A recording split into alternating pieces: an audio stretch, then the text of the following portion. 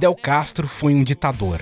Ah, mas você tem que entendê-lo como homem de seu tempo em uma geração difícil. Você tem razão, só que Fidel Castro continua um ditador. Ah, mas ele lutou contra a ditadura de Fulgêncio. Pois é, Fulgêncio foi outro ditador genocida. Mas você não precisa louvá-lo como se ele fosse um santo quando admite que Fidel se tornou a sombra da tirania que ele combatia. Outro Robespierre que lutou pela liberdade de seu povo enquanto cidadão e tornou-se um grandíssimo tirano quando teve poder. Admita, Fidel foi um ditador. Não faz cair o pinto, não faz mofar o cérebro, não te obriga a cheirar a rola do Bolsonaro. Aliás, Fidel foi mais um líder carismático populista, como muitos dos pretensos presidenciáveis que nós temos hoje no Brasil, tanto na direita quanto na esquerda, que usam de seu eleitorado como gado, na conquista de um poder que possa atender às suas vaidades. Sabe, parece que o Fidel Castro morreu só de sacanagem para fazer a alegria dos treteiros de Facebook, para que possam louvar suas ideologias como se fossem um status de santidade. Se a sua ideologia implica em canonizar tiranos, ela é só mais um estado de demência.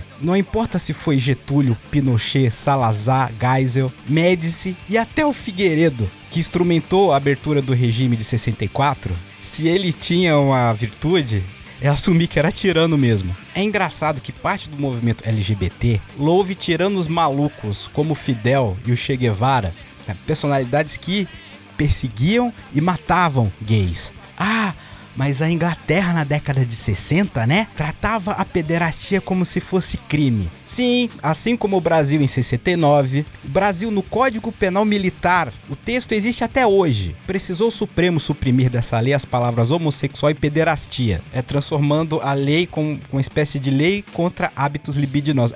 Uma lei criminalizando o sexo. Em 2008, 2 sargentos homossexuais foram presos por admitir que eram homossexuais, por admitir que viviam juntos num programa de televisão, 2008.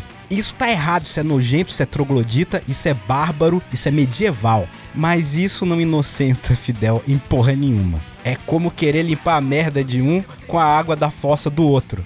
O brasileiro olha pra história como se ele tivesse que tomar partido, antes mesmo de compreender a história. É como se estivessem assistindo um VHS da Copa de 70, com pipoquinha na mão, cachorro quente, com a camiseta da CBF torcendo pro Brasil.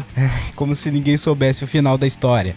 A história é feita pra gente compreender, não é pra gente tomar partido do que já aconteceu. Não é pra tratar os homens da história como líderes, como mártires, como heróis. Eram homens de seu tempo, fruto de seu meio. Muitas vezes memoráveis por sua coragem, por sua determinação, por sua ousadia ou por sua tirania. Já virou clichê, né? É olhar para o passado e aprender com ele, para que possamos fazer as escolhas certas no futuro. É assim com a Idade Média, com Roma, com Grécia, com a ditadura de 64, com o Brasil imperial e com Cuba.